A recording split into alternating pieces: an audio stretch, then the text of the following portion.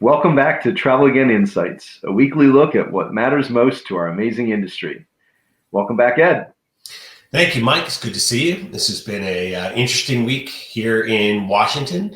So this week we're going to focus almost exclusively on our inauguration special. And in particular, there are a number of executive orders coming out of the new administration, and we'd like to talk through those. The first of which is a mask mandate executive order. Why don't you tell us about that and what it means to travel? Yeah, so this is the first in a series of executive orders across, COVID, travel-related, health-related, that are the beginnings of what I think, indication of what's to come in terms of a, pretty aggressive, very aggressive plan to tackle both COVID issues and a range of other, key topics that the administration is taking on. So first off, I'd say on mask mandate, it's basically focused on directing all federal employees to wear masks at all times, basically, and while in buildings, but also while traveling, et cetera. It's a good start, and I think for what it means in terms of what we're thinking about is, we'd like to see a federal mandate to require masks, wearing for people always on airplanes and in other modes of transportation. But this is a good step in the right direction. It indicates there could be an openness to taking that next step that would require congressional, involvement to get it done. But I think again, good start, and certainly again fits well with our recommendations. It sure does, Mike.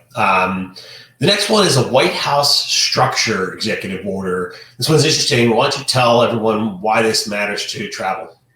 Yeah, again, it's basically saying that that the as we know, the administration has put this as job one in tackling COVID and coordinating activities at a federal level in a much more aggressive fashion, and it's needed, it's welcome, and again, back to the travel industry, we need that kind of oversight and direction because it's very difficult to enact and have standard policies and approaches from a travel perspective as this relates to travel infrastructure if we don't have consistency and commonality in how it's approached. If every state, every jurisdiction is doing their own thing, it's part of what we've talked about in the past, that you're creating, in effect, by default, basically a moratorium on travel without saying so, because you're making it so confusing and almost impossible for travelers to have confidence in understanding what they need to do, when they need to do it, when they do need or want to travel. Now, we know right now these are still times when conservative efforts in terms of making travel plans is first and foremost and important. You travel when you need to travel. But as we start to open up travel again, we want traveler confidence to come along with that. And it won't if we don't have consistent policies. So again, these are indicators that we might have an opportunity to get more of our recommendations put in place as the weeks and months go on. Okay, thanks, Mike. The next one we're going to cover is a safe travel executive order, and there's a lot baked into this one. So tell us about it.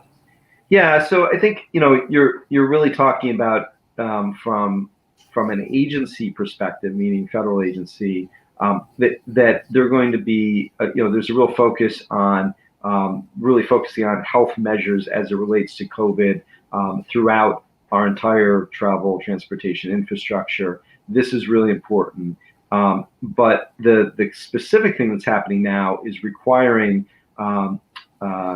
within 14 days, we're saying that anyone coming in from a foreign country back into the U.S. is going to need to provide proof of a negative COVID test prior to departure. And that is, again, a big step. It's come kind of quickly in terms of our ability as a travel industry to prepare and react. 14 days is not a lot of time. But again, this is part of what it's one of those good news, bad news. I mean, it's bad news if you want to say that from a standpoint of it did come fast. It creates yet more restriction on travel, which is not what we need to do. But at the same time, it's good in the sense of we do need to have steps in place, and we're big proponents of testing.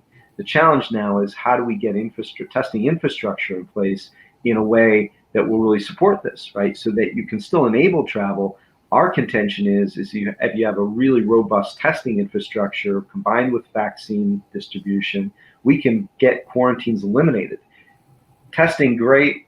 Vaccine, obviously, distribution, terrific. But it has to be with a goal of reducing or eliminating quarantines, so we can get people safely back on the road and start to do this in a methodical fashion, in the months to come. So and our premise is that, and one that we have medical expert support for, which says if you do enough testing through the process and have that done on a very consistent basis, you can eliminate quarantines as a tool to fight pandemic.